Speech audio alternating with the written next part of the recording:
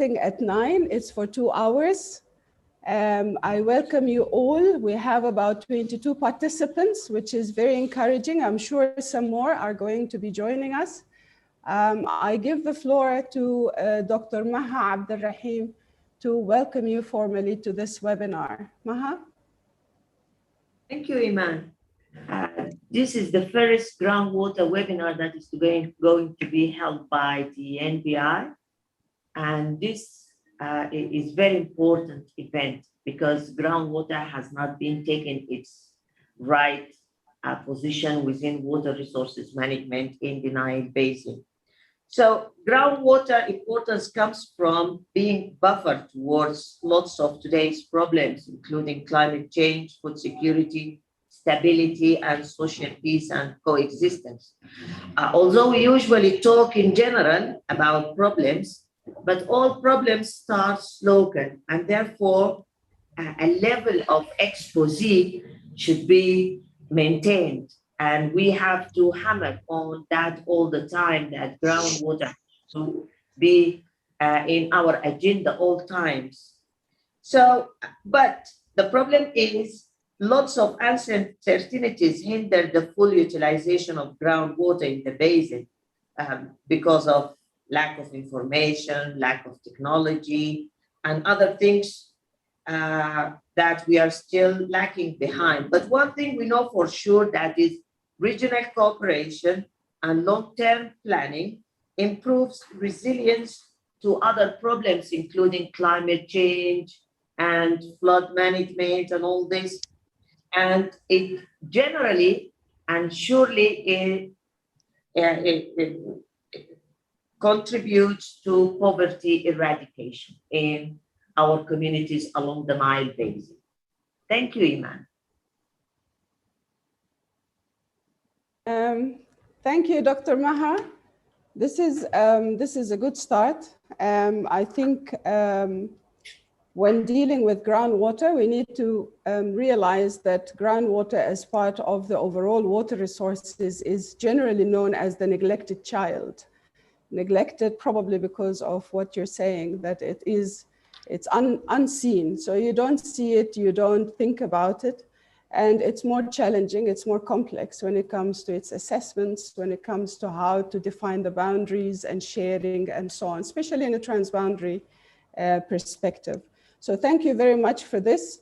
We have a good lineup of speakers, but before we start with our session and the speakers, I would like to just remind all the participants that this session is recorded.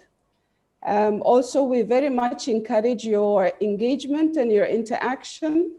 Please place your question or a discussion point on the Q&A. If you would like to be given the floor, you can also raise your hand, and I think we have support moderation. So please, we encourage you to do that. So I welcome you now to our first keynote speaker that will provide a regional perspective is Dr. Florence. And Dr. Florence is the Director for Water Resource Management at the Ministry of Water and Environment of Uganda.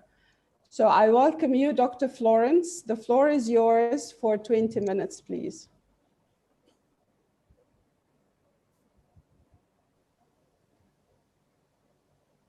Is Dr. Florence with us? Thank you.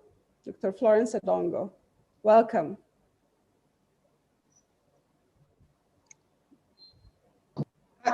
Yes, hello? Hello? Hello, yes. Good we can morning. Hear you. Can you share your video as well? Okay, I will. Thank you. Shortly, thank you.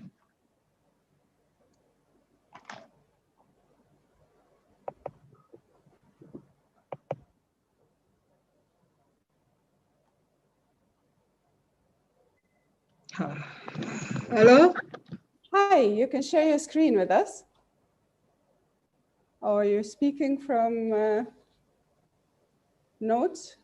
I think I'm having a very big challenge, yeah? Yes. But you can hear me?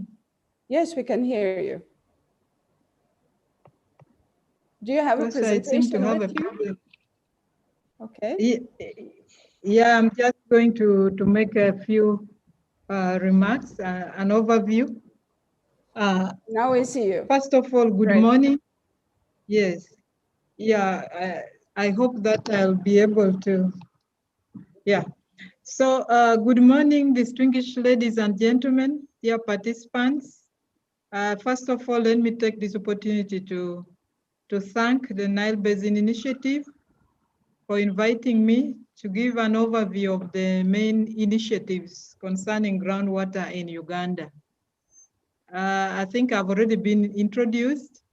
I'll just straight away go. I'm sorry, I don't have a slide to share, but I'm just going to talk, and you will listen, and the details will be in the technical presentations by some of the staff from the Ministry of Water and Environment, Uganda.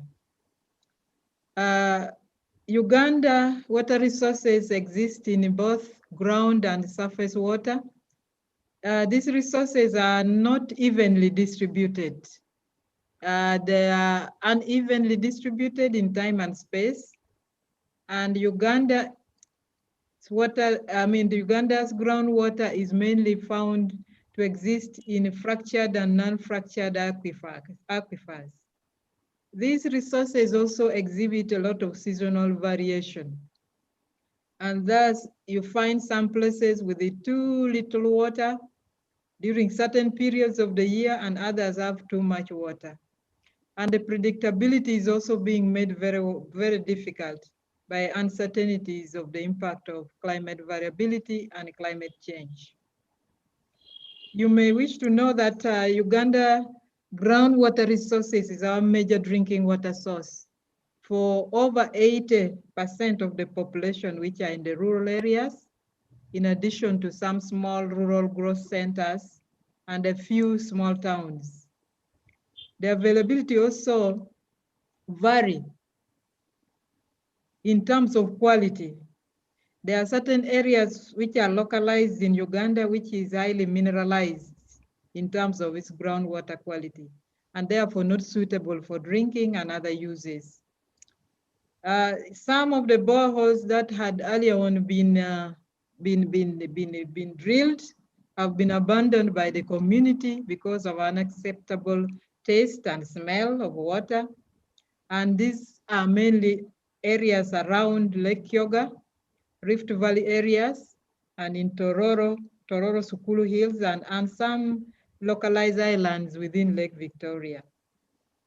The country still lacks holistic scientific knowledge on groundwater resources and its characteristics under different environments, since the groundwater characteristics seem to vary from one place to another. Some cases, and in this case, we are having a challenge in guiding most of our groundwater development, and this could lead to unsustainable groundwater use. This therefore makes it very important for water resources managers to move ahead to get to understand this finite resource and technically guide in its sustainable utilization and management, if we have to have sustainable development of this groundwater and sustainable development of our country for generations. I would like to take you through our national efforts that have been undertaken. We have continued to do a lot of groundwater assessments and studies, and especially to understand the natural aspects of groundwater, its water quality, physical, chemical, biological, and its physical behavior.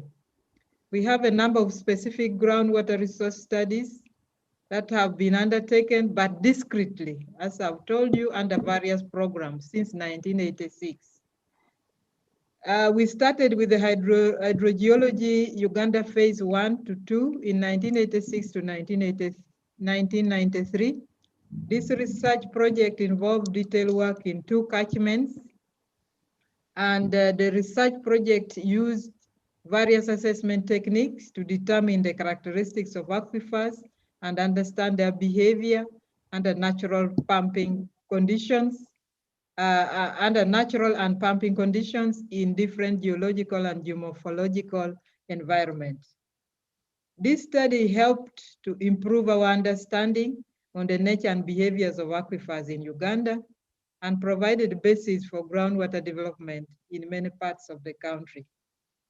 And this was followed by water resources monitoring and assessment project, groundwater mapping project in the country, where various groundwater development areas were mapped and some assessment done to see the response of groundwater resource with respect to development.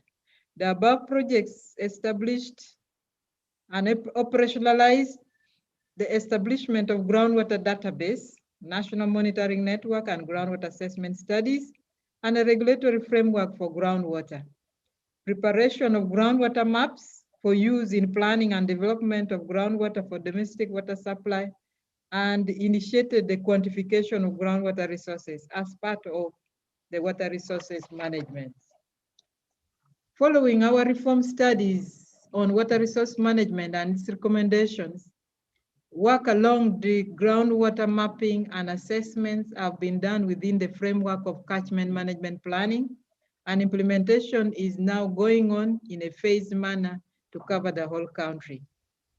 There are various other ongoing collaborative research done in various locations of the country as part of research by universities, students who are taking graduate and postgraduate courses, and we have collaborative partners that are also helping us in understanding these groundwater resources. As I talk now, within our regulatory framework, the groundwater for everybody who is drilling a groundwater is given a number, and all the data from each groundwater development is submitted to the Directorate of Water Resources Management, and this updates our national database. The outcome of all these studies informed us that the aquifers in Uganda are largely discrete, they're limited in extent, and occur in unconsolidated weathered overburden and overlying fissured bedrock of crystalline basement rocks. In situ weather regolith features. In situ regolith features a variable transmissivity, which regionally is an important source of groundwater, with storage provided by the overlying regolith. Aquifer characteristics are also controlled by the number, distribution, and connectivity of fissures or fractures. The challenge that we have from all these studies, however, is that we are yet to consolidate all these initiatives at national level so that we can come out with a national aquifer-specific and local-specific groundwater reports to guide developments. Going forward, the Ministry of Water and Environment in Uganda, through its Directorate of Water Resources Management, with the funding from World Bank,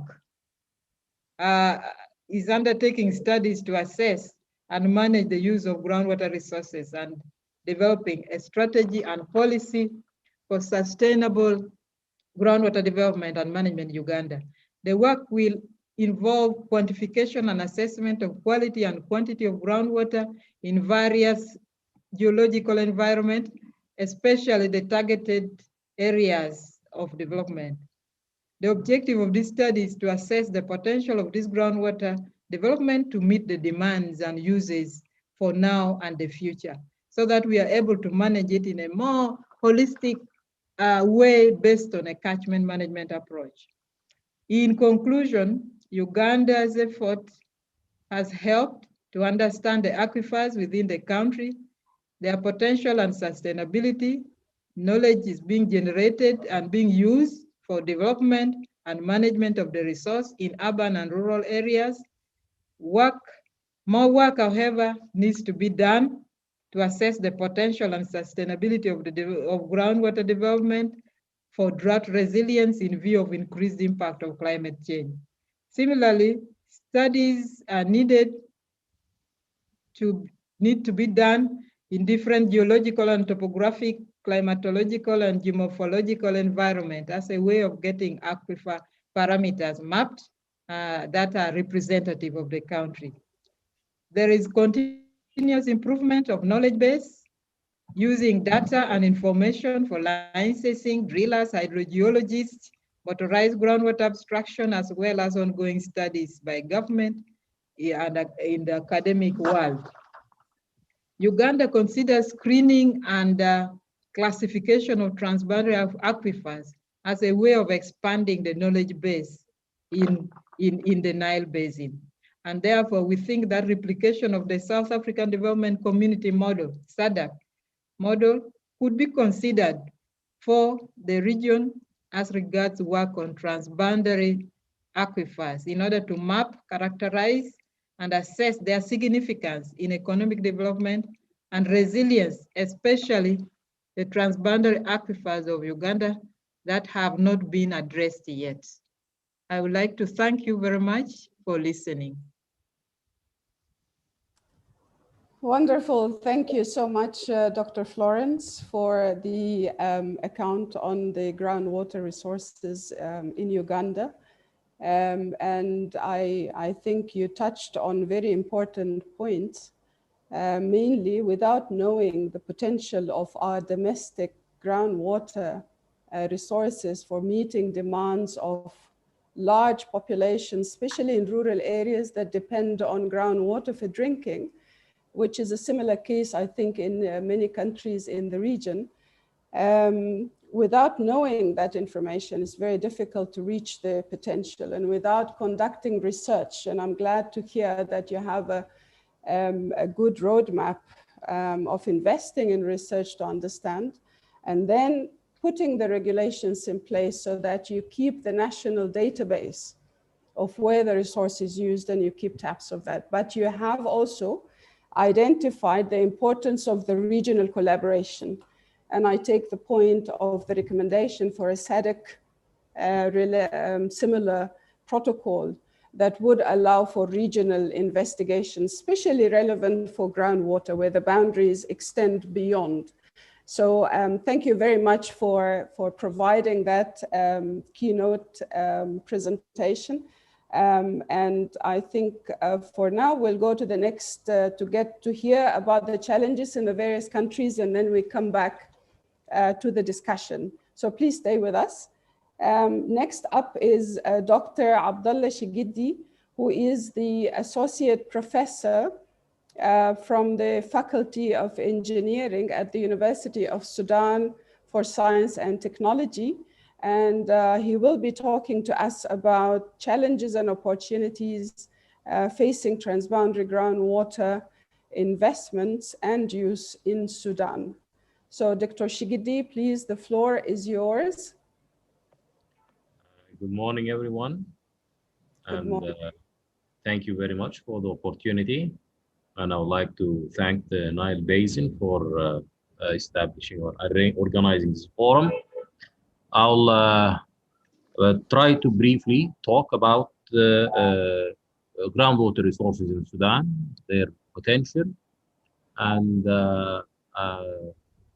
emphasize the aspect of transboundary groundwaters and the challenges that are facing their development.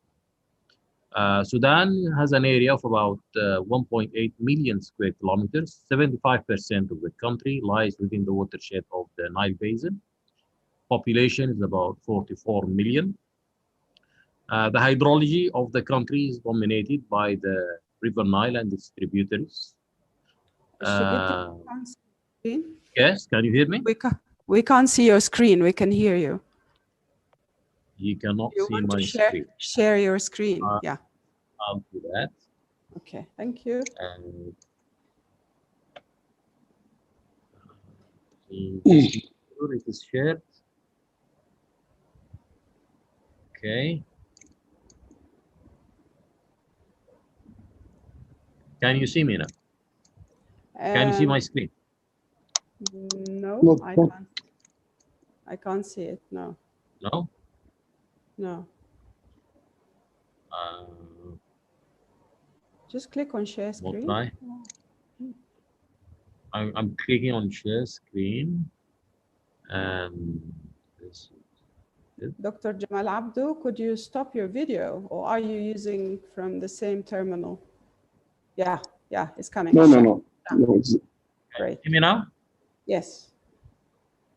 Can you Yes, see we the screen now? Yes, we can see it. Thank you. Please proceed. Okay. All right. Sorry for this technical problem.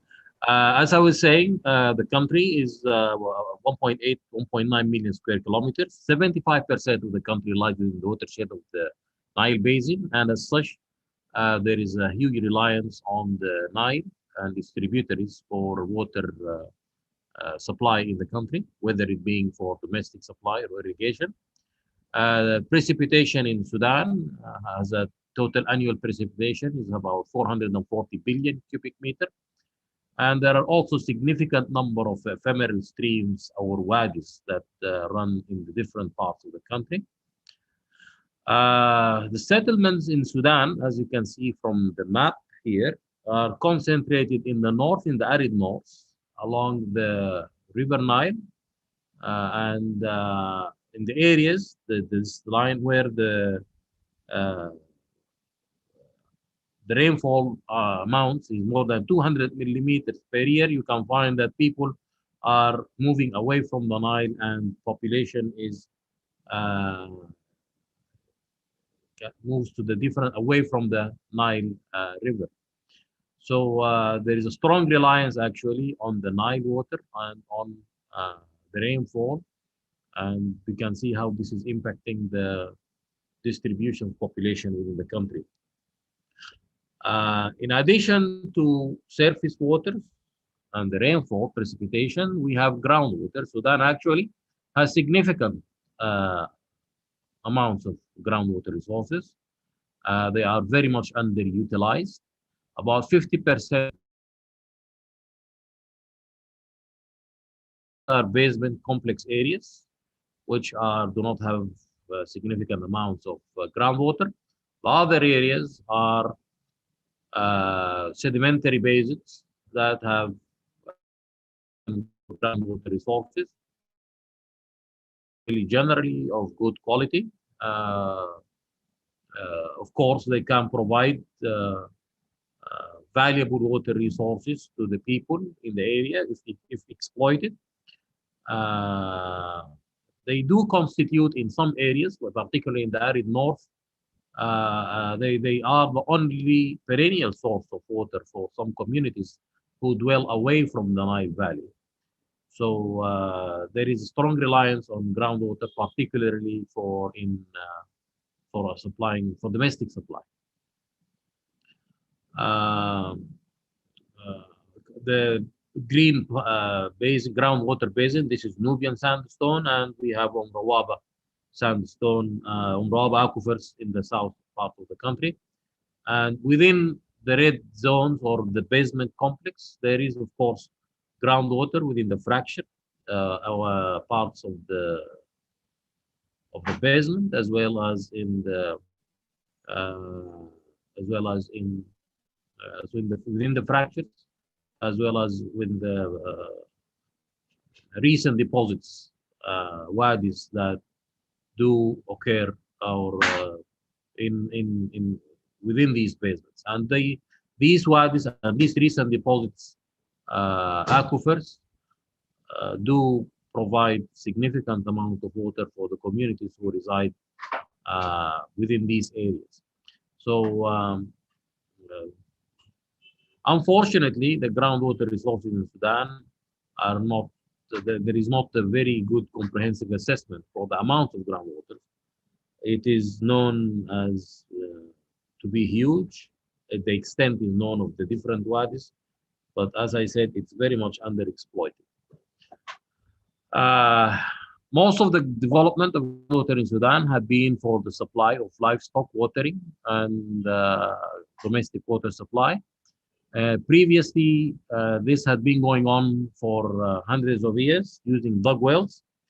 Abstraction using open shaft wells was started in the 40s, and irrigation, the use of groundwater for irrigation started in the 40s. In the mid 60s, actually, the development of groundwater and the usage of groundwater for irrigation started to take place with using diesel-driven centrifugal pumps, and the amounts of water abstracted for irrigation was still limited at that point in time. Deep wells were first drilled in Sudan in 1919, in central Sudan for domestic supply purposes. The use of groundwater for irrigation purposes was first started in 1956 by drilling boreholes 100 to 200 meter deep for irrigation purposes. Now, the current uses of groundwater in Sudan are mainly for domestic water supply, where 80% of the population relies on groundwater uh, for their water supply. It's for use for the watering of livestock, used for irrigation to some extent, and for industrial water supply. It is estimated now that about 10% of groundwater abstraction in Sudan is used for domestic water supply and watering of livestock, and 90% for irrigation. We can see here the different modes. Here we can see this is the flowing wells. We have this is used for irrigation. This is a very shallow well. We can see that the depth of water is within less than 1 meter. Okay. Groundwater actually provides a very good solution to many problems within various parts of the country. It does provide water at the point of use. There is no cost of conveyance as compared to surface water, where sometimes water has to be conveyed for long distances for targeted communities. This does reduce the initial cost of providing a good supply source. It is usually clean, of high quality, does not require treatment prior to consumption, and usually groundwater development takes less time to implement than surface water projects, whether it being for domestic water supply or for irrigation purposes. Groundwater and the fact that it can be very attractive in terms of providing good solution. What are the reasons that hamper the use of groundwater and their use? This can be actually summarized in a number of points. First of all, there is the of for using groundwater, and historically and traditionally, groundwater was usually development was conducted by the government and government agencies. And groundwater for irrigation as an expensive solution, and they resorted to using surface waters as rainfall for the most part. There is usually a high cost of operation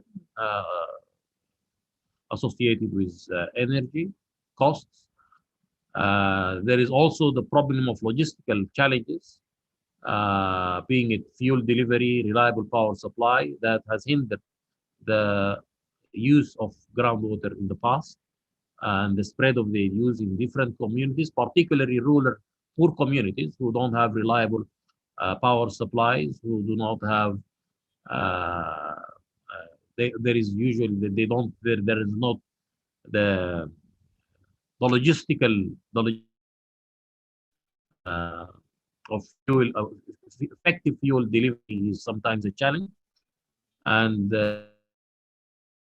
with delivering or transportation to remote areas that are not connected to the road network.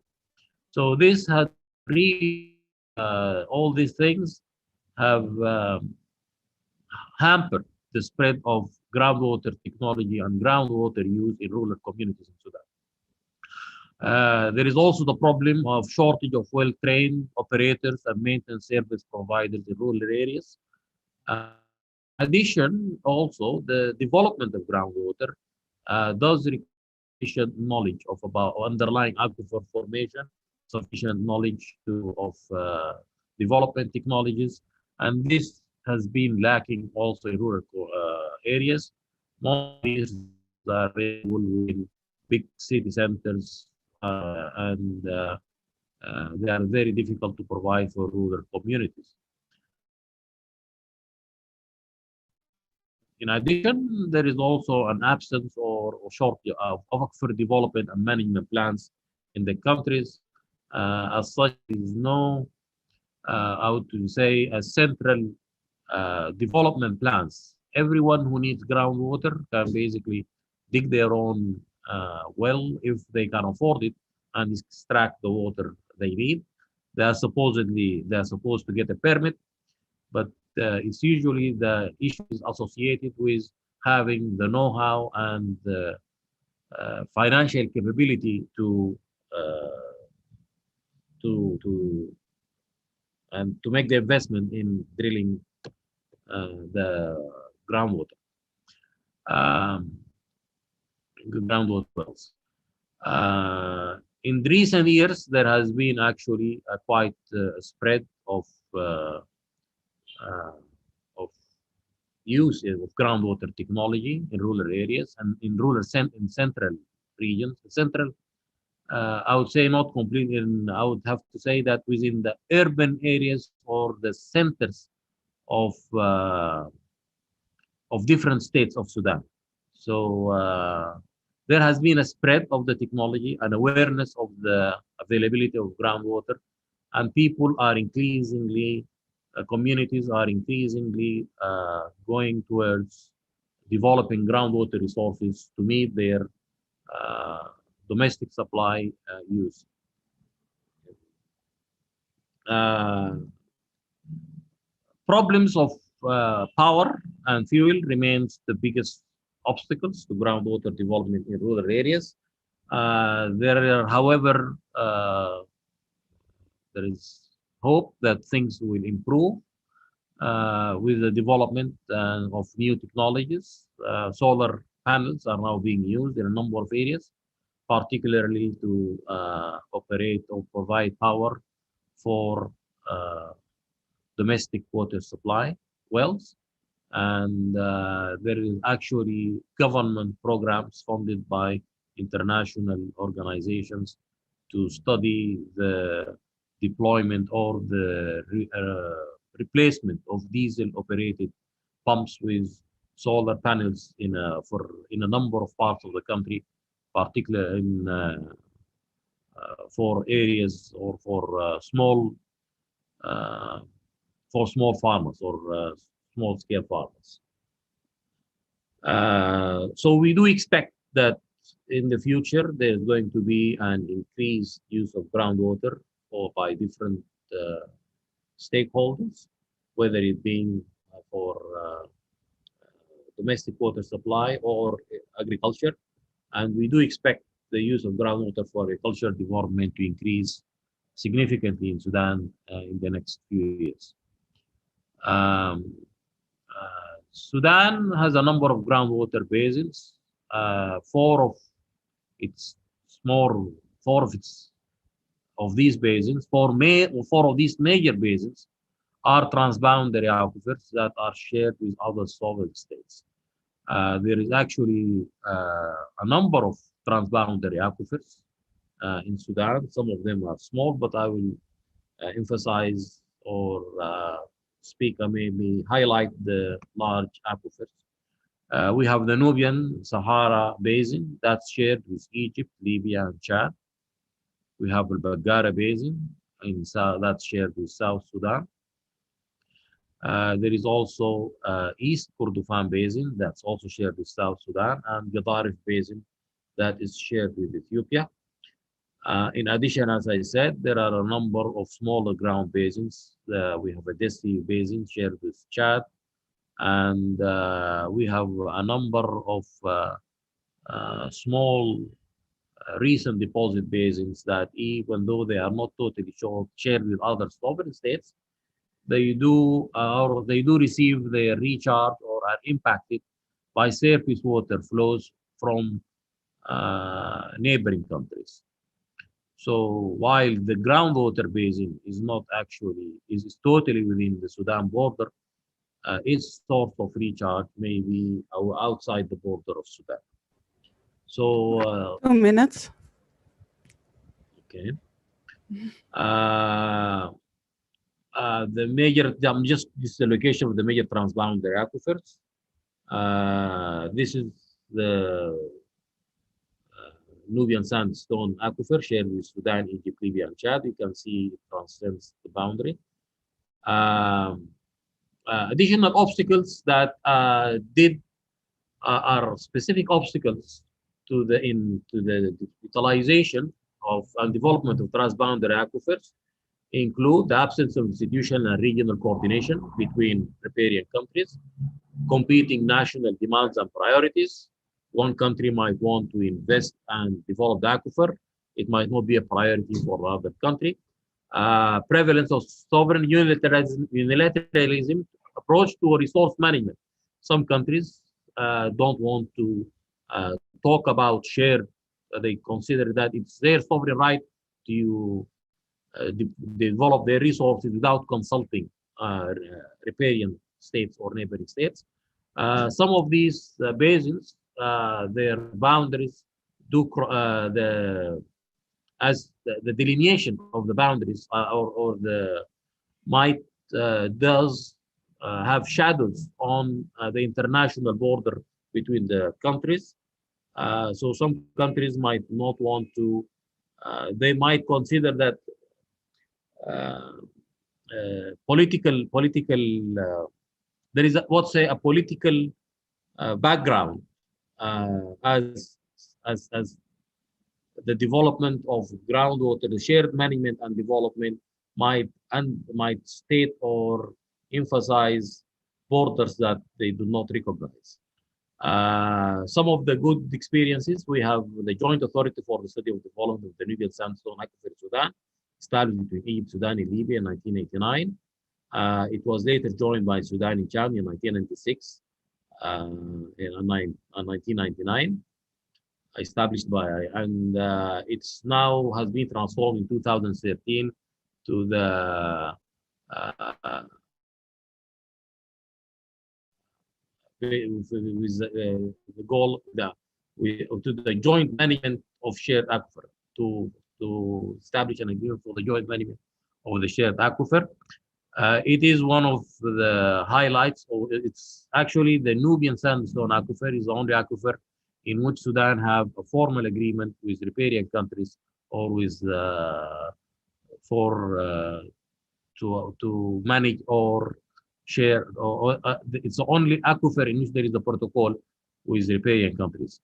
Sudan do not have any protocols with Ethiopia or with South Sudan for the usage and sharing of information of the transboundary aquifer they share. The recommendations for the joint management of transboundary aquifers, we think that there should be an establishment of protocol for the sharing of aquifer data between the riparian countries. As I said, there is now such protocols for the Nubian sandstone aquifer. Such protocols do not exist with Ethiopia or with South Sudan or Chad. It's good to have to design and implement a joint regional monitoring network of transboundary aquifers, particularly to capture region and recharge zones. It's also important to have a joint assessment of groundwater resources of transboundary aquifers. These actually are not available now. There is a need to strengthen the ground management tools to be shared of shared aquifers. So the riparian countries should streamline their policies and their operational aspects as when considering management and usage of um, transboundary aquifer. And we think that this joint collaboration will benefit all countries who are sharing the aquifer. We need to understand the needs of each other, and the success of transboundary, of the management of transboundary aquifer can only be achieved if there is full cooperation between the riparian countries in terms of sharing of data and hopefully sharing management rules and regulations. Thank you very much. And thank you so much, Dr. Shigidi. This is really informative, and it's very clear when we're talking about the management of groundwater domestically, that it offers the food security, water security for a large number of populations in arid areas that don't have other options or other sources, as you were saying, especially in the northern parts, which means that the risk of not managing it properly is quite high. Internationally as well, if we don't know what we have, we cannot collaborate or cooperate in its use or its sustainable utilization, which means that, again, the knowledge repositories, the regional assessments, the presence of protocol, which echoes what Dr. Florence was saying earlier, to have some kind of a regional understanding, agreement of how to assess, to share, and ultimately to cooperate in the use of this important resource. So thank you for sharing with us on the situation in Sudan. So I keep on in Sudan as well, and I welcome our next speaker, Professor Jamal Abdu, who is the director of the Water Research Center at the University of Khartoum. Dr. Jamal will be speaking to us about catchment mapping and water resource assessment and management in wadi systems, and he's taken the case study of the Darfur region in Western Sudan. So thank you so much, Professor Jamal, and the floor is yours for 15 minutes. We can see the screen. Can you see the screen? Yes, we can see the screen. Just make it in a slideshow.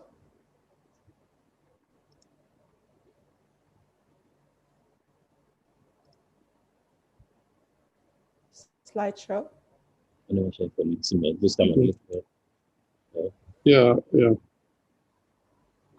Great. Yes. Thank you. Okay. Thank you very much, Dr. Iman, and thank you, Dr. Maha, for the invitation.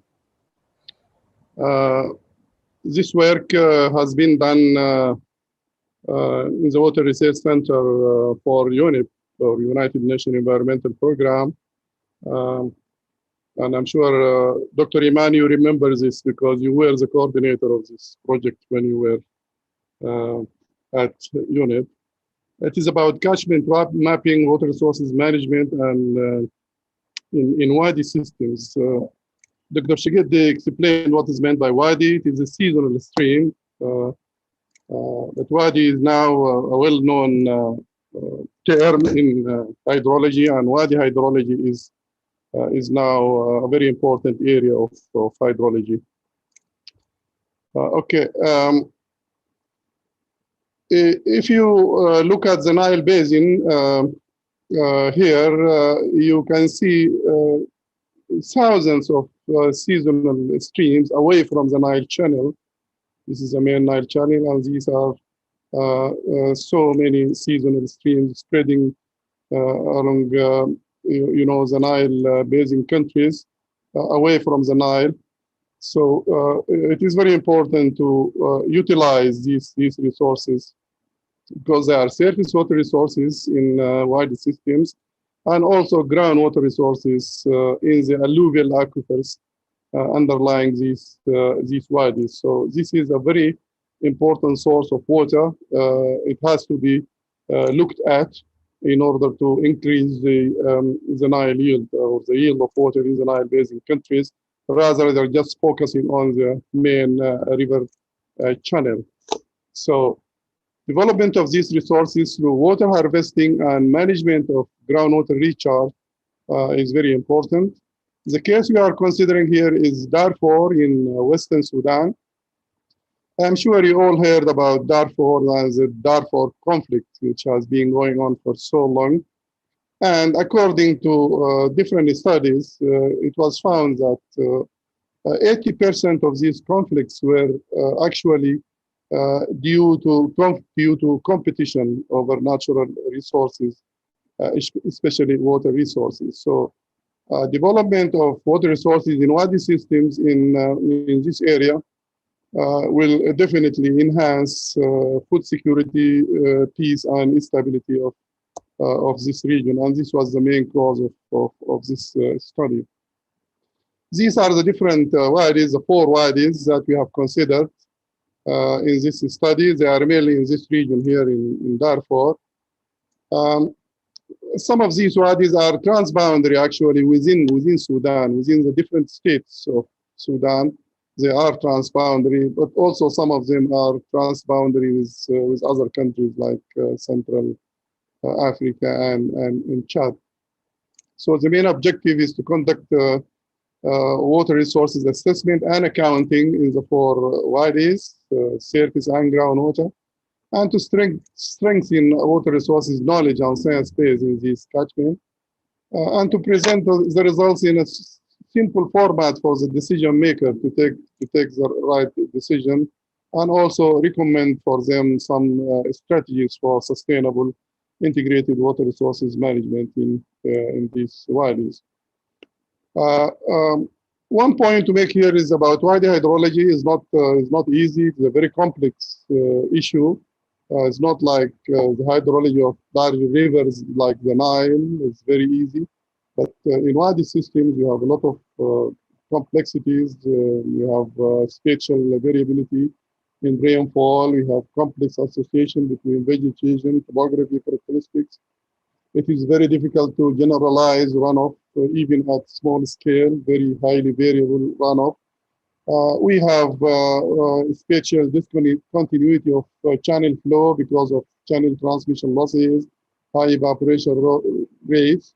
So all in all, we have very complex, non-linear hydrology at moderate to large scale. And this is an area of research which is, I think, very important, and there is a lot of need for research and capacity building in wadi hydrology. And I think UNESCO IHB is taking a lot of, is making a lot of effort in understanding wadi hydrology. And they even have these GW1 networks in the different parts of the world focusing on wadi hydrology or arid zone hydrology. This is the methodology used here. Is mainly data collection from different sources. Of course, one of the main challenges in wadi system is the lack of information. There is no information. Monitoring network is very poor, especially in Darfur region because of the conflict and because of the war. So we relied on whatever existing data, but supplemented with other open source data from different sources, and also remotely sensed data from Landsat imageries. So we formulated the database, this GIS database. Also, we have utilized a number of models for hydrological assessment and groundwater assessment based on HEC, HMS, HECRAS, and even simple models like the rational method for surface hydrological assessment, and then GMS, that is groundwater modeling system, based on mud flow for groundwater assessment. And then we conducted the water accounting, and finally, rapid assessment, and then comprehensive assessment of the 4 different bodies, and recommendation for water projects that should be implemented, and also recommendations for enhancing the monitoring system in those areas. I will not go into the details of the technical issues. The time is too short, but mainly focus on the results. This is rainfall over the 4 big wadis. These big wadis are also divided into smaller sub-catchments, and these are the areas. This is the average rainfall over the catchments from the different sources, the standard deviation, coefficient of variability. And then some basic statistical analysis was carried out to determine the rainfall with different reliabilities, that is 80% reliability, which means that this rainfall is available 80% of the time, and also 90% reliability. And this is the one we have used in the assessment to be more conservative. 90% reliability is much more conservative than 80%, or even the average, because the average is 50% reliability.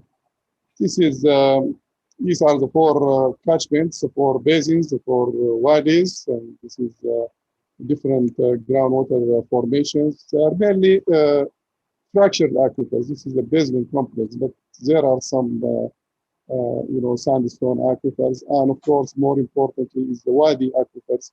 That is alluvial recent deposits underlying these seasonal streams. This is a result of catchment modeling, catchment yield using soil conservation surface method. What are the different, runoffs in the different parts of the catchment? Here are the average or the different yields with different reliabilities over the different catchments and the sub-catchments. These are the areas. These are the runoff coefficients obtained from estimating the runoffs. This is the average yield, and here is the yield with 90% reliability. And this is actually the one we have used for the assessment. This has, say, 90% probability of achievements, which means it is available 90% of the time.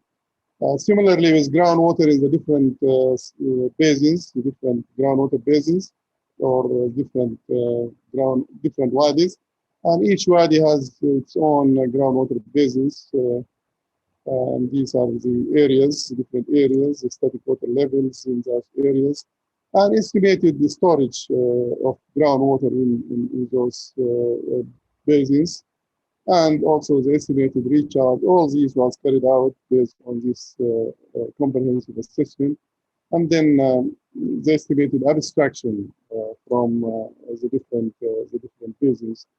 And as you can see, the abstraction at that time when this study was carried out in 2017 was only about 54 million cubic meters, which represents only 7% of the renewable recharge to these aquifers. Of course, it is a very small percentage of the available groundwater storage. That's about 30 billion cubic meters, huge amount. As for the demand assessment, demand has been assessed for population and livestock in urban areas, for the population in rural areas, and also for the different types of livestock. And it has been projected up to 2030, because this study was to just see what will happen in the future up to year 2030. And these are the different demands from the literature and for population in urban areas, and these are the growth rates. For the livestock also, these are the growth rates for the different types of animals and the demand. This is a very important table, the final results. This is surface water in the different wadis with 90% reliability. This is renewable groundwater, and this is the total. So all in all, we have about 1.5 billion cubic meters, including surface water with 90% reliability and renewable groundwater. We don't have any, I mean, we have not considered the water in storage here. So this is the renewable water sources, about 1.4 billion. This is the demand or the present water supply at that time. The quantity of water that was actually supplied, it was about 57 million cubic meters per year. And if you look at the demand at that time for livestock and human and the total, it is 228 million cubic meters. So if you compare the actual supply with the actual need, it only represents about 25% of the demand. And this is what was causing the competition over water resources. So in future, 2030, the total demand for human and livestock was estimated as 29 million cubic meters. And if you look at this quantity compared to what is available, it only represents about 22% of the available yield. So this means that there is huge water resources available. It can be developed for enhancing the water demand for different uses, even for agriculture, for irrigation, some of this, as you can see. So another task was to develop potentiality maps for groundwater potentiality, for recharge potentiality, for water harvesting, spreading, and water spreading for agriculture, and also identify potential sites for dams, relatively larger dams, and also for water harvesting structure, small ones like Hafir, we call it Sudan, that is a big excavation. We have used different schematic GIS layers to do this, and like geology, lineaments, drainage density, land use, slope, and also rainfall and drainage pattern, and all these type of. These are the different layers. Some of them actually, there are more than this. This is land use, land cover. This is the slope. This is the soil type. This is the lineament, which are very important regarding the potentiality of groundwater, especially in fractured aquifer. And here is the final result of this assessment. There's a potential for ground recharge maps. These are areas of very high potential, and moderate potential, and very low potential. These are basically the basement complex of fractured aquifers. They have very limited potentiality, except for areas where you have high density of lineaments, like these areas here. And of course, wadi aquifers. So we can, drill wells with confidence in these areas of high potential, very high potential, and even in this, there are a lot of wells that have been developed in these areas. This is the potential for rainwater harvesting for agriculture. Again, these are the areas of very high potential, mainly along the wadis and areas adjacent to the wadis. And this is high potential and also low potential. These are areas of low potential for agricultural development. The areas have been estimated also. This is the total area of the catchment. These are the potential areas for agriculture in areas of very high potential and high potential. And as you can see, the total area is about 150,000 hectares of land that can be developed and invested in the future. And also, this is the total water demand for this area, which is about 180 billion cubic meter, assuming crops like sorghum and millet, which is very commonly used in those areas. So still 180, added to 320 something, we still have a lot of water available that can be utilized for different purposes. Also, we have done some studies to identify areas where dams can be located. These are the different locations of dams. In fact, some of these dams now are being implemented, especially this one here. There is a lot of talk about implementing this dam here in Wadi Niyala, and also some dams are being considered now in Wadi Kua here in this part. This is proposed rainwater harvesting structure, small structures. Those are for relatively larger dams, not very large, but something like 5 million cubic meter per year or something, not dams like the Gale or whatever. Very small dams, but they are very important in these areas.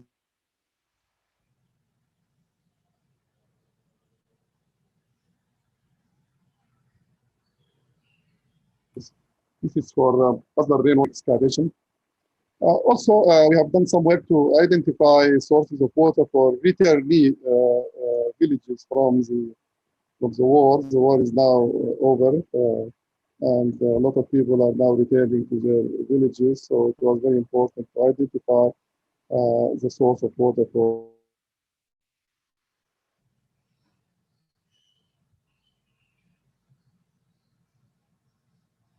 these returning villages. So getting some, Wadi measurement sites. There is almost no monitoring system, especially in Wadi flows. But now I think they are considering installing some measurements. And now we have been asked to do a comprehensive study for establishing a monitoring system for Wadi flows. There is a lot of focus on Wadi flows. These are proposed sites for Wadi measurement systems and also for rainfall measuring systems based on geostatistics. We were able to identify suitable sites for. Also, we have done groundwater modeling based on GNS in some of the aquifers, and just to develop a groundwater model for the aquifer, calibrate the model, and then use the model for assessing different pumping scenarios and estimating the drawdowns. And these are steep pumping scenarios. This is what is existing. This is increasing pumping by 50%. And this is doubling the amount of pumping, which obviously caused a lot of problems because many of the wells run dry because the amount of recharge to this aquifer is limited. It cannot afford to supply this amount of water. So it is very important here to look at options of enhancing the groundwater recharge through artificial recharge techniques. Now, key findings: huge water resource potential is available in the 4 catchments. As I said, the total is about 1.5 kilometers, and I'm sure the same results could be obtained in many areas, either in Sudan or in the Nile Basin in general. So we need to look at this option of enhancing the yield of the basin through development of Wadi water resources. So the total demand up to 2030 was only 329, and this represents only 22% of the available resources for domestic and livestock water.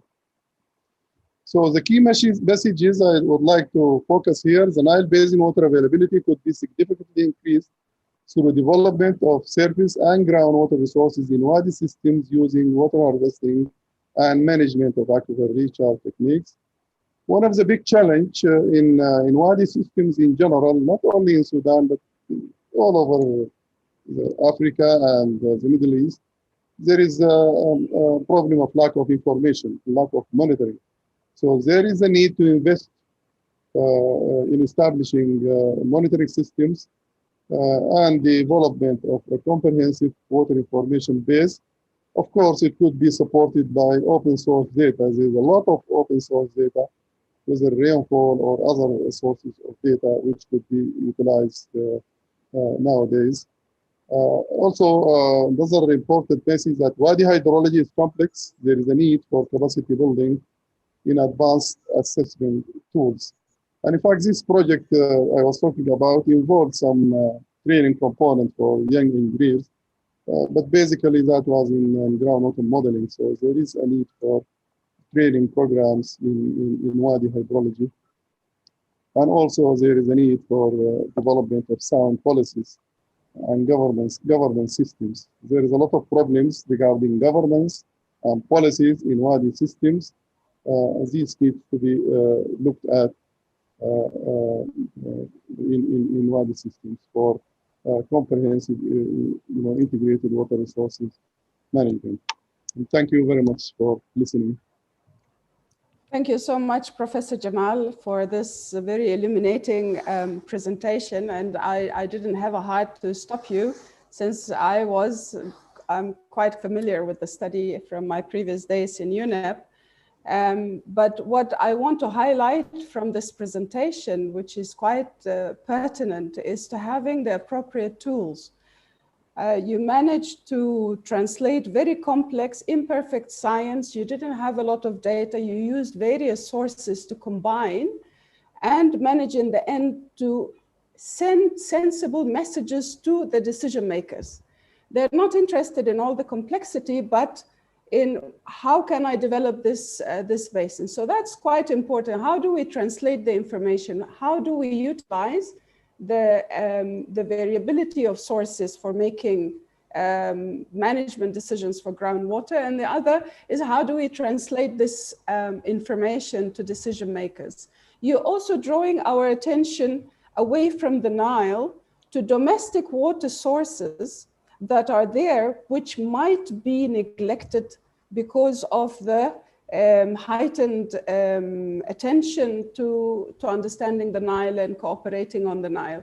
So we're talking about wadis, and from what I see, the areas that we're talking about, one wadi can be as large as the area of Switzerland or Taiwan, or they're quite substantive and they're quite extensive. In a sense, they're very complex. Not a lot of attention has been paid to them. And I'm very glad that you mentioned UNESCO. We heard UNESCO twice today. The only protocol that we have for developing and understanding the Nubian sandstone basin, which is a transboundary basin aquifer.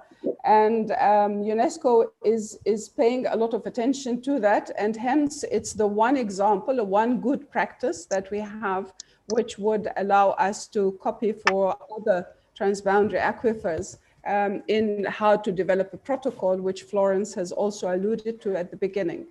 The other incident where we hear also the UNESCO is the Wadi program, which is also aimed for these seasonal streams, which Professor Jamal has explained to us. So thank you so much for a very interesting presentation. And straight away, we move into the UNESCO arena. And we have Dr. Jaya Kumar, who's the head of Natural Sciences sector at the UNESCO Regional Office for Eastern Africa. He's going to be talking to us about thoughts and reflections from UNESCO's experience. Unfortunately, Dr. Kumar is not going to be with us, but fortunately also someone that is very close to our hearts, Professor Abdeen Saleh, is going to be giving this presentation on his behalf. So thank you and welcome, Professor Abdeen. Okay, good morning, everybody. Dr. Maha, I think, agreed to help me with presenting the slides from there, which was done by my colleague and friend, Jaya. For those who doesn't know Jaya is one of the best program specialists in UNESCO. Really, he worked with me in many projects. He was in our UNESCO's office in India when I was in UNESCO, in our office in China. All those offices are regional offices. In our office in Bangkok, and then Africa was lucky that he came to Africa here in the regional office in Nairobi. And so I know him very well. His background is hydrogeology, his PhD in hydrogeology, but I think contribution to IHB and to those regions was great. Okay, so the title of his, he has a very important meeting in the French embassy, and he couldn't change it, so I would take the risk of being a second best for presenting this work. Next one, please, Maha. Next one, Maha, please. Next one. Okay, so you know the world water, we can look to water in the world in very nice way. He said if we consider all water in the world, it is about 4 liters, as he showed there. 3 liters of those water are frozen. That is water in the ice cap, in the and leaving only 1 lonely liter of fresh water. But when we look to this 1 liter, we'll find that 99% of that lonely liter of fresh water is groundwater. Not many they think that groundwater is as much as that. And I wonder why we look to it and we don't go through it from the beginning as the most important resource of water in the world. It is essential that we protect and manage groundwater resources effectively. It is always vulnerable to pollution, vulnerable to over abstraction. Next one, please, Maha, because of the time. Maha, next one. Next one, please. So there is a population increase. There is the population increases, particularly in developing countries, economic development, irrigated agriculture, and food protection, and more water extraction, and also there is global change, including climate change, which also leads to droughts and floods and the extremes, which we all know, degradation of natural resources, and increasing risk for the environment, and higher environmental standards. And I think we learned this in UNESCO. And I was lucky to be one of the 5 persons in 1990 to be selected to put the concept for IHB 5, the 5th phase of IHB. And we insisted with me, they are a representation of the region of the world. I was representing Africa and the Arab region with great scientists and visionaries who have to look for a program will start in 95 for 6 years. So we have 10 years to think ahead what was the world need. And I was happy that we managed, a couple of us, to have 2 themes to be looked at by IHB in its 5th phase. And that is water resources management in arid zone and groundwater at risk. Because we saw the groundwater represent 99% of the fresh water of the world, but it is really vulnerable. It is risky. And that is why we developed that team for 5 years. And also in UNESCO, we know that people, there are many people in a stress situation for water. And more of those is really in the arid zone. I think you went a little bit faster, but in any case, go to the second one, please. Go to the second one, Maha. Maha, could you go to the second slide? Do you hear me? Do you hear me, Maha?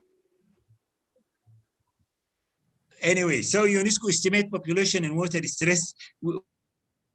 We know that in 2000, year 2000 was 0.5 billion. In 2025, it is going to be 2.8 billion if business go as usual. If we go ahead, then we will imagine it would reach more than that. And if you imagine that all water in the planet is, as we said previously, as 150 liters, and about just 4 liters are fresh water, the remaining 146 liters are sea water. And of course, nowadays, previously we didn't think of seawater as a resource. Now with the desalination increasing, it is becoming something which we have to look at. Coming, please, for the next one. Next one, please. Next slide. Next slide, please. Next slide. Next slide, please. So out of, and I think there is a problem with the person. Maha, are you really following with me? Go ahead, go on the next one, please. When I say the next one, please bring the next one. Next one, please. Next one, please. You can see from this, in spite of that we have a lot of groundwater and that we can build on it. Don't go that quick. Either you go fast or you don't go. Give me for each slide about 2 minutes, about 1 minute or half a minute, please. Anyway, in spite of the water which we thought about and the potential of groundwater, we don't know a lot about it. Groundwater could be in different forms. It could be in a sandstone aquifer or in a very porous media. It could be in fractured rock, as mentioned by my colleagues previously. It could be really in always forming a liver in karstic area. Secondly, also it is hydrological characteristics, its quality, that can differ tremendously. And that is why we may not know very much about it. If we don't have that knowledge, we should not really information in relation to your geographical location also. And the maps could give a good picture of what is going on. That is why UNESCO started to work on a hydrological map for the world. Next one, please. And the hydrological map of the world is really, if I go and show you one of the works since from large scale, the UNESCO tried with the help of a center which was established in Holland at the IHE, that is ISAR, and that center, IGRAC, and that IGRAC center is formed in cooperation with WMO. The main part of that is really to go to the shared aquifer and the shared aquifer to assess what is there. And one of their very nice product was the hydrological map of the world, showing the groundwater, the groundwater maps of the world, what we call Y map. And ISAR is a program in the International Hydrological Program as a result of the theme of groundwater at risk. And it stands for International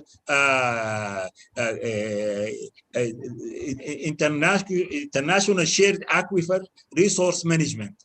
And the map, of course, as I said, it is the World Hydrological Map, which is really shows how complicated and how very much those maps are. Next one, please. Next one. So the map, look to the whole world in this map. Key ideas from each country are the regional and continental to global harmonized view of groundwater resources, international cooperation, which is very important. And then also it can be look at the booklet. I mean, I couldn't show in a picture what I have near me here of this transboundary aquifer of the world, but also it looked in details to different parts of the world in that work. And the work, as I said, it was produced by IGRAC as part of the groundwater at risks of the world, and it was published in 2015. And every time they are also improving those maps, which are really put in the form of a booklet and explaining a lot of things about the different aquifers. Next one, please. Next one, please. Okay, in this one, you can see the hydrologic maps of different continents. You can see it for different continents. And if we look to our Africa, you can see in Africa, we have so many aquifers, which can be shared by many countries. Also, Even within the Nile part, you can see some countries of the Nile, they have aquifers which they share with others, but there are also some aquifers shared by the countries of the Nile itself. And I think the wonderful about this map also, it explains what is there and what are the potential in the booklet with it and the characteristics of some of those active aquifers. Next one, please. Next one. This here also could show the global groundwater resource map can also be visualized via Google Earth. And you can download it under Y map, that is a World Hydrological Map. And you can open the file with Google Earth, which can help also in order to improve, in fact. And also there are so many names for the different aquifers, even within the ones with the Nile. Next one, please. Next one. This also diagram show how the situation or example of a transboundary catchment and how really such transboundary could be really connected. I mean, when you recharge at one place, the water recharge at one place could go one way or the other. I mean, there is always an international boundary, but the groundwater, the shared groundwater, does not look to that. And that is why the cooperation is important. I mean, in fact, the complication may be big when you look to an artificial recharge, for example, through water harvesting or whatever it is, and you make an artificial recharge. And if we make it at one place and it might cross another boundary, I think this problem appeared in the United States in some places where they recharged the water in somewhere, and its use may create some boundary between states. And that is why the cooperation and the agreement and working together is very important in the case of transboundary aquifer. Next one, please. The hydrological aspects are important, of course, the hydrogeological aspects. The delineation and description is important. The classification and diagnostic analysis and zoning. The data, harmonization and information management is important. Maybe different countries, they use different type of environmental issues are also essential. Socio-economic framework is important. Institutional setting, an international and legal framework, and UNESCO looked at all those aspects within its programming groundwater and tried, in fact, even in the international legal framework, a lot of work has been done with the United Nations International Legal Commission. And I think we can see a slide on that. Next one, please. Next one, please. A generic transboundary aquifer knowledge. I mean, it can contribute to the development of a common methodology and the global regional analysis. It addresses hydrogeological, socio-economical, political, etc., specific, recognizable elsewhere. And as I said, even in surface water, transboundary surface water, there is a lot of work which was done, and even the world tried to develop certain type of legal aspect. I think in groundwater, you need also those type of aspects. And in fact, you may need them more because of the vulnerability of groundwater to over-abstraction, its vulnerability to contamination and pollution, its vulnerability to climate change or even global changing in general population increase. And so information services that provide easy access to the relevant transboundary information in most appropriate form is important. And there are good examples. In fact, UNESCO found good example of shared aquifers where there is really admirable cooperation which is going on. Next one, please. There is a resolution which is developed in the resolution 1412 in June 2000 by the International Council of UNESCO's IHB, representing 160 member states, and decided to adopt a resolution to promote studies in regard to internationally shared aquifers. And so they launched a very important project. That is the project of the International Shared Transboundary Aquifer Resources Management, which is ESAR. And it is a very important, I think, work. As I told you, one of its good acting or serving this really direction is the center, which we have the International Center under UNESCO and WMO, which is established at IHE in the Netherlands, and the government of the Netherlands. Really, they put quite a bit of resources on that Category 2 center, which was serving ESAR, in addition to the different countries and to the developed regulation, which was taken also to the United Nations. Next one, please. Next one, please. So, no, the one before that. So the legal aspects is important, and UNESCO's mission was the next one, please. This one, leave this one. So the legal aspects was very important. You know, the presence of treaties, interstate agreement is very important. And as I said earlier, shared groundwater, raw groundwater in general is very vulnerable. It is at risk if it is not managed well. If it is contaminated, no way to bring it. It could be, you know, it could be water coming for thousands of years, you know, fossil water. It cannot be a renewable part. And in fact, the non-renewable is the highest amount of the 99% of groundwater, which I mentioned. So this is legal aspects is very important. The scientific aspects is also very important. You know, the hydrology.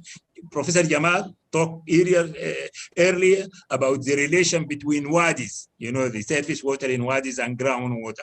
But the hydrology in general of surface water is linked to groundwater. The hydrogeology is important. As I mentioned Mary earlier, the groundwater could be in a karstic conditions. It could be in a fractured rock. It could be in a porous media. It could be confined or non-confined.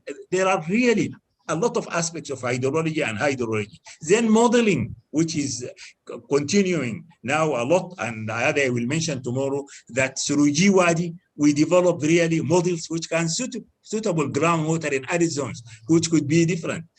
So really, those are very important. Yes, 2 minutes, Professor. 2 minutes, okay. Thank you. The socio-economic aspects is also important, as mentioned earlier by Dr. Shigiddi and earlier that the water is really, I mean, socio-economic is linked to water security, accessibility, efficiency, poverty reduction. Institution capacity is very important. Environmental aspects. Next one, please, because of the time. We have to go a little bit faster. Next one. So that is why the articles of the law of the transboundary aquifer, which I showed earlier, prepared by UNESCO IHB and the United Nations International Law Commission, have been endorsed by the United Nations UN General Assembly in New York in its 63 meeting in November 2003 session, but not many people, they know about it. The articles have been annexed to a UN resolution, which recommends that the states concerned make appropriate bilateral or regional arrangement for managing their transboundary aquifer on the basis of the principle of initiation in the articles, which are really very clear. Next one, please. So the promotion of knowledge sharing is really important, and I advise you and I recommend you to look at ESAR. If you go and look at ESAR, you will find more about this. Next one, please. Next one. Next one. So this shows really evaluation of transboundary mapping in Africa, which is our subject. Next one, please. Next one. Next one. And so transboundary African of Africa, you can see them even with TBA code after IGRAC. IGRAC did a lot of work, I think, for us of Africa. And it can help you, Dr. Maha, in your work, which you would like to do in this area. Next one, please. Next one. Next one. This is tentative aquifer from the Nile Basin after IGRAC. Next one. Next one. So water everywhere, but only if we share.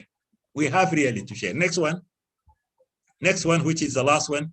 There is a sufficiency in the world for man need, but not for man's greed. Let us really work together. You know, we can benefit more with sharing and with cooperation than with conflict.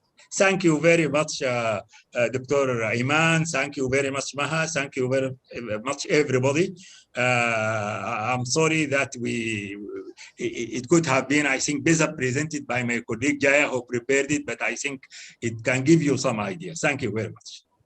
Thank you so much, Professor Abdin, and it's beautifully presented. Thank you for sharing so much that UNESCO is doing already in this field. And we can see that there are variety of tools that are being shared, which we need to capitalize on. I mean, it's the regional richness, but also the global support that exists. So thank you so much for that presentation. In the interest of time, I'll push on to our last presenter, Dr. Puli Johnson from the Ministry of Water and Environment at the Department of Groundwater in Uganda, who's going to talk to us about the transboundary aquifers in Uganda. Puli, the floor is yours for 50 minutes. Thank you. Thank you.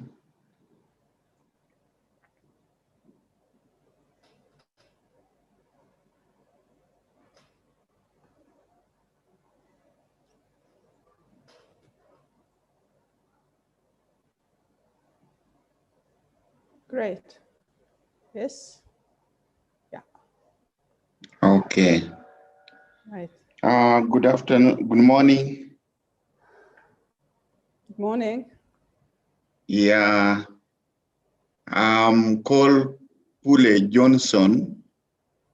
I work for the Ministry of Water and Environment. I'm not yet a doctor, can be corrected. I'm going to have a discussion on the transboundary aquifers in Uganda. And the order of presentation is as indicated. I'll give an introduction, then talk briefly about the ground availability in Uganda, then the transboundary aquifers in Uganda, issues to assess the need for shared transboundary aquifer management, then look at the different aquifer types that are of relevance for transboundary aquifer. Then I will give a summary of South African Development Corporation, Community SADC transboundary aquifer classification. And then from there, I will draw a conclusion and provide some recommendations. So as an introduction, based on the population growth, which everybody has alluded to, climate change, and the need to combat growing food insecurity, the demand for groundwater is set to increase in the future. Now, the focus on transboundary aquifers comes from the recognition of this increasing stress on the available water resources. Like Dr. Florence has already indicated, we have done quite a number of assessment studies to understand the national aquifers in Uganda. And based on those studies, we have come up with the conclusion that aquifers in Uganda are largely discrete. In other words, they're limited in extent and occur within an unconsolidated, weathered, overburden, or underlying fissured bedrocks of the crystalline basement rocks. And in situ weather regulates features a variable transmissivity, which regionally is an important source of groundwater. And in the study, in the assessment, we realized that it is storage. Storage is provided by these overlying regolith. Aquifer characteristics are also controlled by the number, distribution, and connectivity of the fissures. This is based on the assessment studies that we have done. But however, these results have not been consolidated into a national or aquifer-specific and location-specific groundwater reports to guide development. So a lot has been done, But now we need to consolidate these results into a national aquifer-specific and location-specific groundwater reports to guide our groundwater developments. So currently, we are undertaking a study to assess the potential for groundwater development to meet demands for various uses. And in this study, it is meant to propose guidelines, strategies, and policies for holistic and sustainable development, protection, and management of groundwater resources in Uganda. However, this work excludes the transboundary aquifers of Uganda. So that means not much has yet been done for the transboundary aquifers of Uganda. So looking at the groundwater availability, this is more of a summary of the previous slides. You can see that we get productive boreholes in fractured zones, fractured rocks, fissured rocks. And we can also get very good productive wells in weathered zones, which are thick.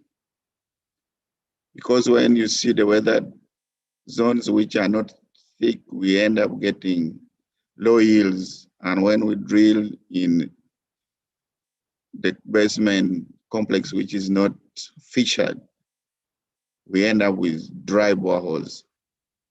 So in a nutshell, this is a summary of our national aquifers, where we have productive wells from fractured zones, and then we can as well get very high yielding boreholes from deeply weathered zones.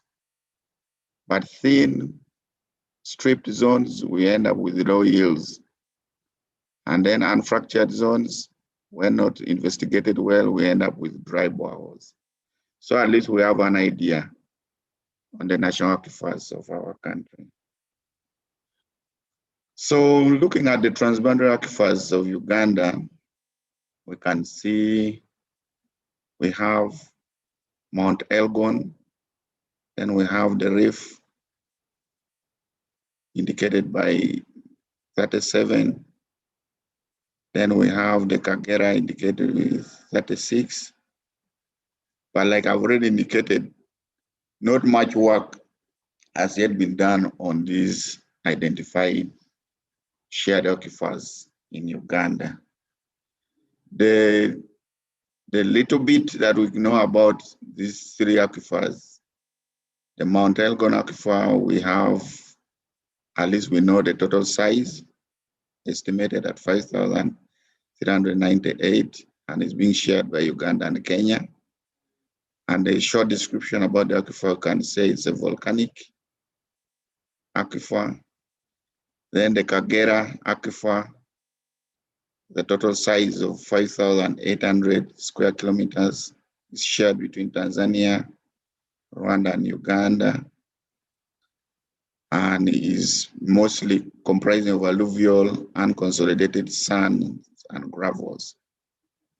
Then we have the Western Rift Valley sediments, as indicated in the map, with a total size estimated at 33,832 square kilometers and is shared between the Democratic Republic of Congo, South Sudan, Uganda, and Rwanda. And a brief description about the aquifer is that it's volcanic. So when we look at the issues that need to be issues to assess the need for shared transboundary aquifers, we find that Eckstein in his studies of 2003, sorry on the screen is indicating 2013, but it should be 2003. He concluded that shared management issues and required level of cooperation depends on the type of the transboundary aquifers. Like my colleague from UNESCO indicated that we need to know the various types of the transboundary aquifers. So Eckstein is saying shared management issues and required level of cooperation depends on the type of the aquifer, so we need to establish the type of the transboundary aquifer. Also, Cobbing and his colleagues in 2008 concluded that some transboundary aquifers in the SADC, in the Southern African Development Community region, SADC, do not require shared management because they are low-yielding aquifers, and coupled with the low demand for water, in other words, low population density, they pose a very low risk of overpumping or pollution, leading to low risks to create disputes. So if the yield is low and the demand, the population density is small, Cobbing and colleagues is telling us that these shared aquifers pose a very low risk of overpumping or pollution, so that can create disputes. Davis also, in his review of about 14 transboundary aquifers in the SADC region, also concluded that groundwater flow, yield, and vulnerability have the overarching influence on the need and priority for shared management. In other words, when we're classifying, we need to know the groundwater flow, the yield, the vulnerability, because it has a bearing on the need and priority for shared management. So these are some of the issues to assess the need for shared transboundary aquifer management. Like we have said, the type of aquifers is of relevance for transboundary aquifer management. So I will briefly discuss the 6 different types of aquifers that have been identified.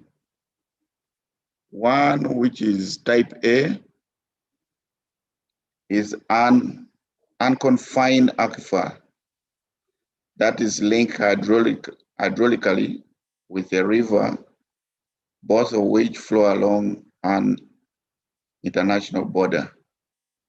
In other words, the river forms the border between the 2 states. Our colleague from UNESCO highlighted on this as well. And then type B is an unconfined aquifer intersected by an international border and linked hydraulically with a river that is also intersected by the same international border. That is type B. Then type C is looking at an unconfined aquifer that flows across an international border, and that is hydraulically linked to a river that flows completely within the territory of one state, as indicated on the slide, type C. Type D is an unconfined aquifer that is completely within the territory of one state, but that is linked hydraulically to a river flowing across an international border. In such cases, the aquifer is always located in the downstream state. That is type D. Type E is looking at a confined aquifer, unconnected hydraulically with any surface body of water, with a zone of recharge, possibly in an unconfined portion of the aquifer that traverses an international boundary, or that is located completely in another state. That is type E. Then we have finally type F, a transboundary aquifer, unrelated to any surface body of water and devoid of any recharge. In other words, the issues here is the ability of an aquifer to transmit water across an international border. It's also to interact with surface water, with international riparian ownership, and looking at transmit an impact which could be an environmental impact across a border. So these are the 6 different types of aquifers which have relevance for transboundary aquifer management.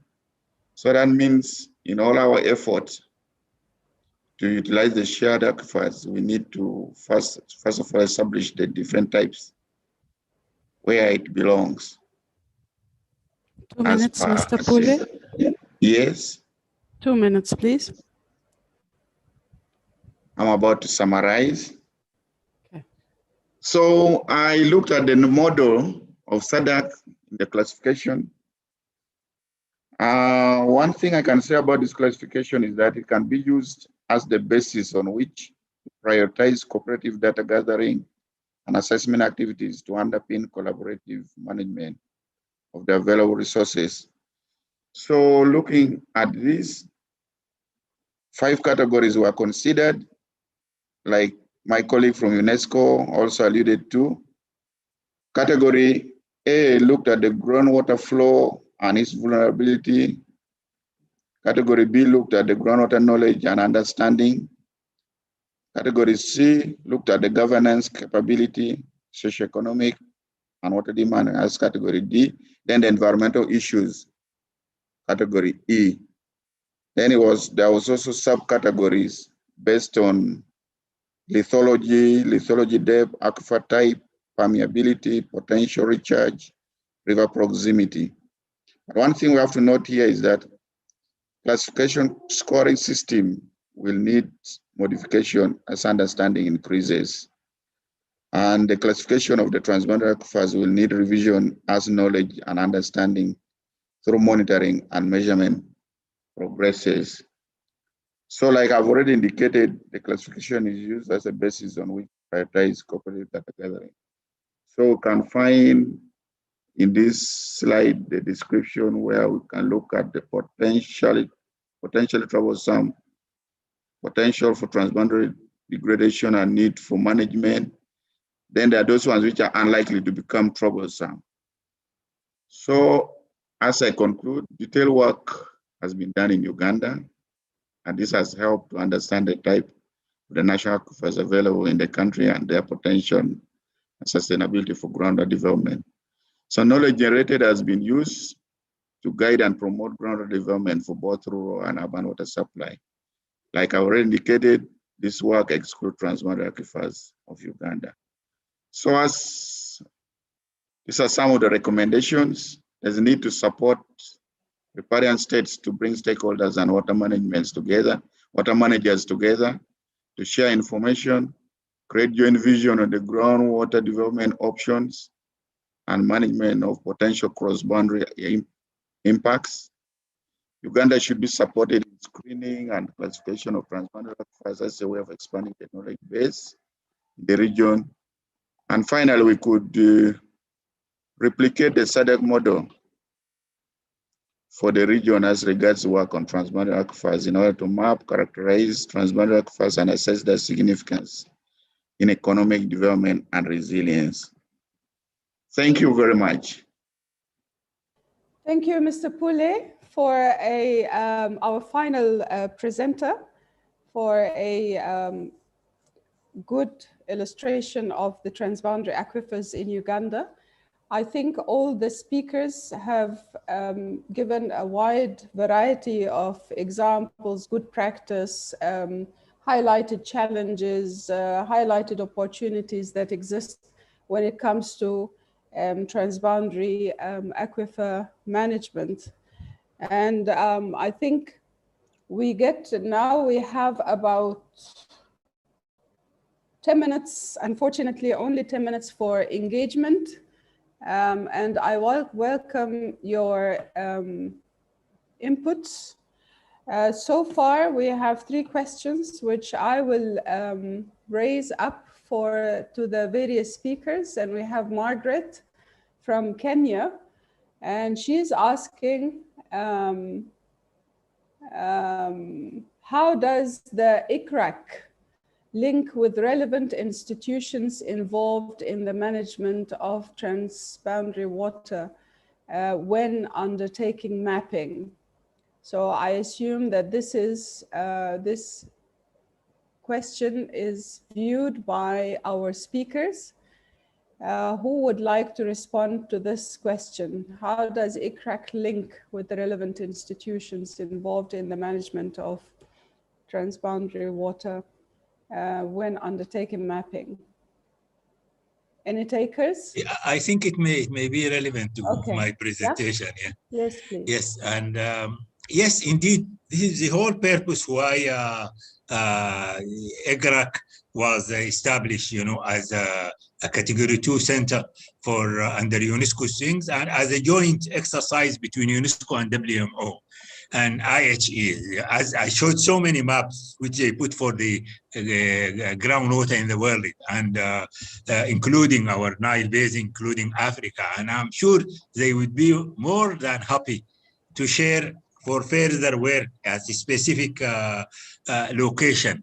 Of course, if it is a work which needs budget, of course, they would look for the budget, but this is their work, in fact. I mean, their job is to serve the member states of the world, of UNESCO and WMO, and I think they will be, I know they are willing to help with the resources which you have. They have done already an excellent work. In fact, they have done an excellent work, this transboundary water of the world, but they are also ready, and they made so many publications on this area, and they have a lot of data now on the Nile, and they are willing to serve in the world. In fact, our part of the world and Africa is a priority of UNESCO.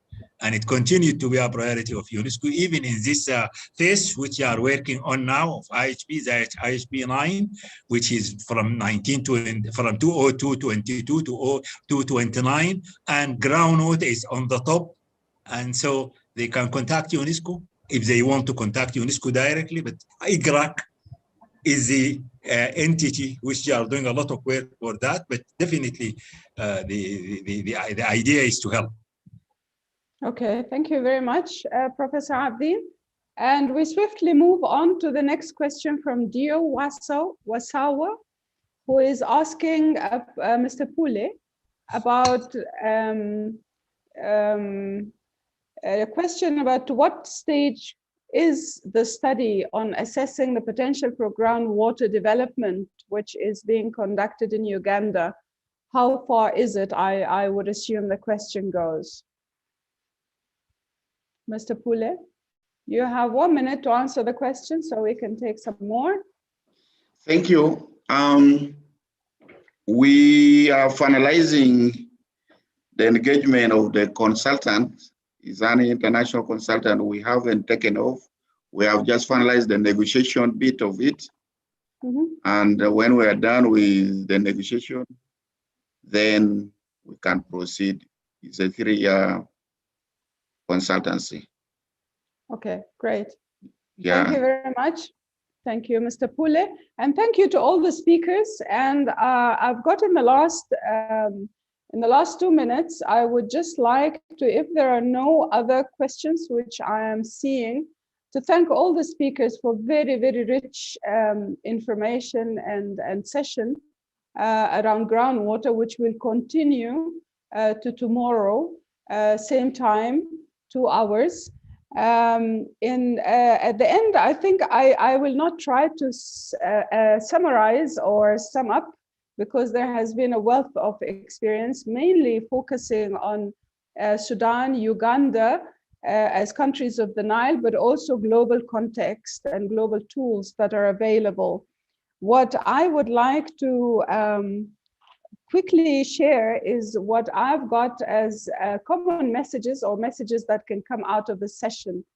And the one is that there are a number of tools that exist in various countries in the region for assessments and also for sharing information. But the need for investing more in groundwater research and understanding groundwater, as well as in actual monitoring of groundwater, especially those that are transboundary, but because the one leads to cooperation. If we have understanding, if we all understand what the basin, and we've seen the number of modalities of how water can be characterized as transboundary, sometimes your management activities are in the one country, but the dividends are actually reaped in the other country. So in a sense, if we have, it's a good way of building trust is to say that we know the resources. And I think the investments not only helps in domestic water security, but it also helps in cooperation beyond. Also, I've heard very clearly that there are good practices, and one of those mentioned is the SADC water sharing protocol, which has a number probably of good guiding points that can be adopted by the region. Thirdly is the importance of capacity building and the importance of regulation when it comes to sustainability of the use of groundwater. I think with that, Maha, I hand over to you. We conclude, and again, I've been privileged to moderate this session. Thank you so much. Thank you, Iman. Thank you. It has been a pleasure seeing you again, and this has been very informative and very fruitful. I would like to give the floor for participants if they need to add something, or for listeners from around the Nile Basin, if anything needs to be added. You can feel free to unmute your microphone or raise your hands, whatever is convenient, because I know some of you are using mobile phones, some are using laptops. So we have still 5 minutes to go.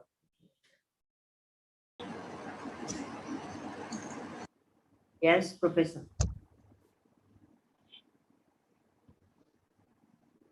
Hello. I just, we are at research center. We always are involved in training and capacity building and in research activities as well. I just want to ask about the role of the Nile Basin Initiative, since you are in the Nile Basin Initiative now.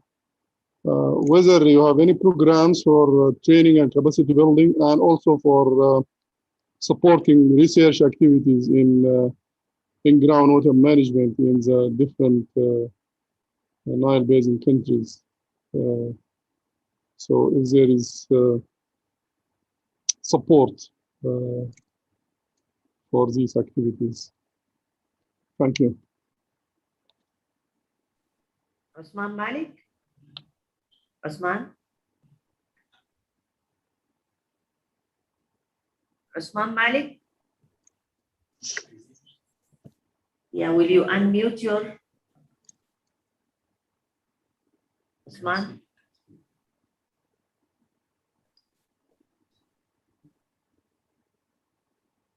You need to unmute your mic, Osman. Okay, go ahead. Go ahead. Thank you. Good morning for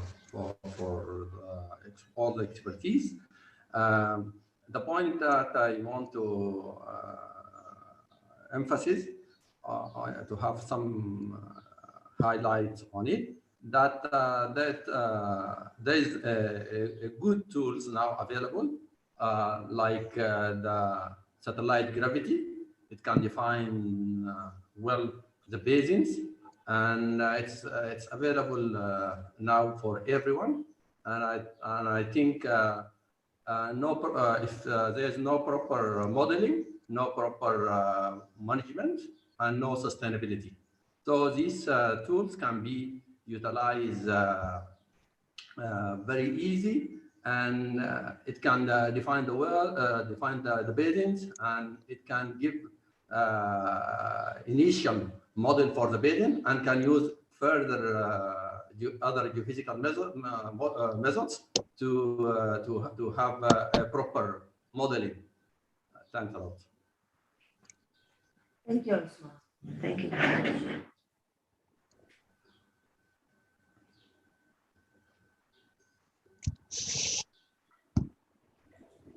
Anybody else wants to contribute? Dr. Pule? would you like to comment on Osman's?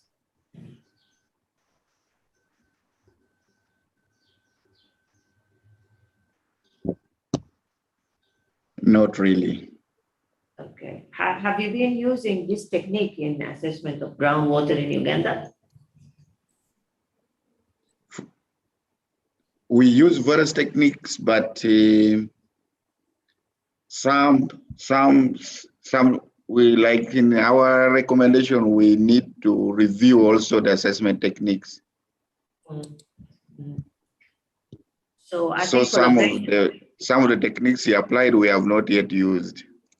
We need to review, especially in this assessment study we are going to undertake.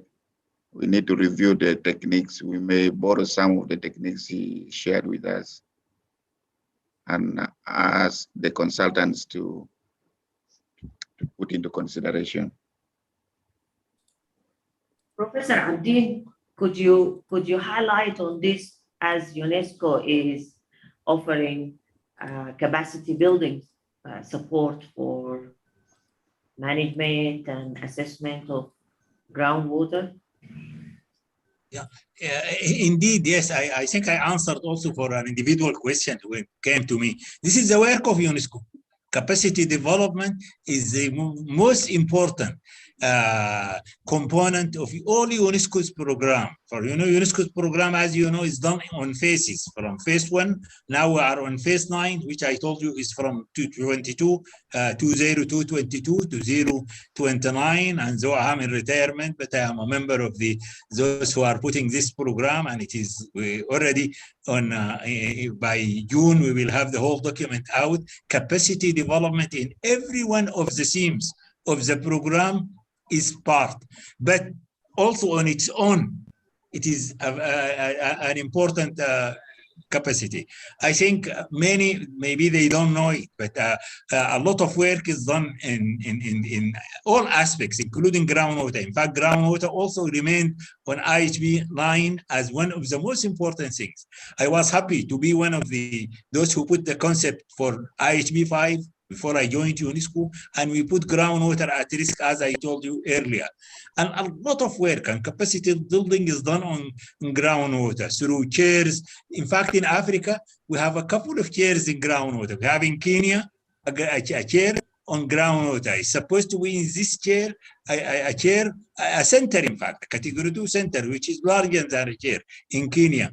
We have in Khartoum a center, a regional center in water harvesting. There are over 30 centers other than EGRAC, which is working on this area. So I think the information was not available, but I hope that what I mentioned to the colleague who asked and I answered through the link now is that they have to look to the website of UNESCO under IHB or the regional offices. Like I hope Jaya was here, because Jaya is a great guy. I'm sure when he came to Nairobi here, he moved tremendously the activities of UNESCO in Africa.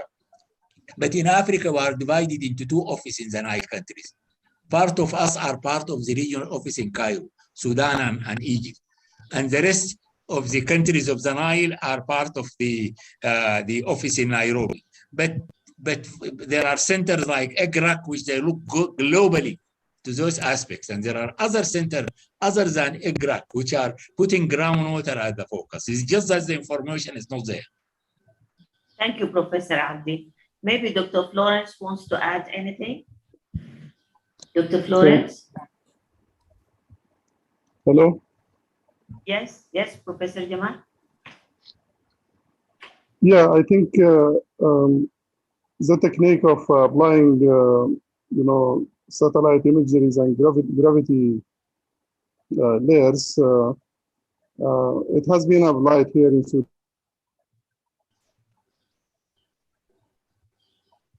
Okay. Thank you, Professor. Thank you. It has been applied here in Sudan, and I'm sure my colleague, Dr. Jamal, who has a presentation tomorrow, will speak about this and the results of application of some gravity layers together with other layers in the assessment of groundwater management in some areas in Sudan. Regarding the question of training and capacity building, can you hear me? Hello? Yes, we hear you. Yeah. I think Dr. Maha, now you are taking a very important post in groundwater in the Nile Basin Initiative. I think maybe your assistance in establishing some training programs in various aspects of groundwater management, like modeling, like the use of advanced tools in groundwater characterization and management. That would be very important. There is a lot of capacity available in different Nile Basin countries. I know many people who are working on these advanced tools. So maybe through these training programs, we could share experience and also enhance the capacities of our young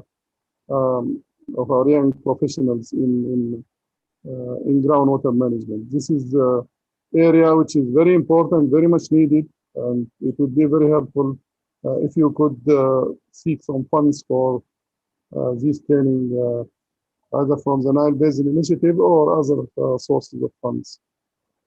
Thank you. Dr. Abdi, please. Yeah, just I want to add for this specific aspects also there is a lot of initiatives at IHB which just focusing on the use of remote sensing aspects and using of other data and other technique to improve the ground. But I must warn also, still groundwater is very complicated. I mean, a couple of years when I was the director, and there is a problem on the Horn of Africa, a lot of problem of drought. And we put a lot of money in UNESCO to see what can we do there. And they came to me with a lot of things. We have a lot of work from remote sensing and from so and so. We discovered so and so. And let us go and ask the UNESCO Director General to tell the world and those. I told him, no. We do that. This is good indication. But we need to drill. I mean, groundwater, my warning is that always in very big where it can give you good indication. I mean, there is a lot of development in that. But drilling and going slowly and putting a monitoring and open monitoring is an important. Otherwise, you will end in disappointment, like it happened in some of the examples which I will mention tomorrow. Thank you. Thank you. Dr. Florence, are you with us? Yes, I am. Would you like to say something? Okay, thank you very much, Dr. Maha, and the chair of the session. I think what is coming out is that there are good experiences that we can lean on within the Nile Basin and the opportunities for capacity development. And therefore, we need to pick these and harness this opportunity to improve on the knowledge and understanding of the groundwater potential within the basin and also in our own countries. I think that is what I have seen, and we can really get already the best practices elsewhere and just implement them within the basin. And that means that we shall be able to do better than starting from an area that had not been looked into. Definitely within the Nile Basin, the current projects might not be so much into supporting detailed research, but I have heard that is as a request. And I, being a member of the Technical Advisory Committee Governance of the Nile Basin, I think we need to take up these important suggestions and proposals from these sessions so that we can be able to attract more participation in the implementation of groundwater resources within the Nile Basin. Thank you very much.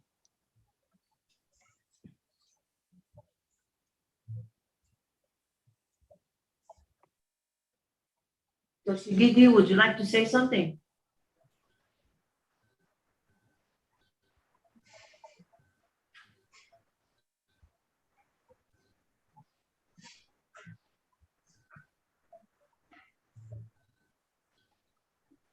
Dr. Shigidi is not with us. Iman, we refer to you back.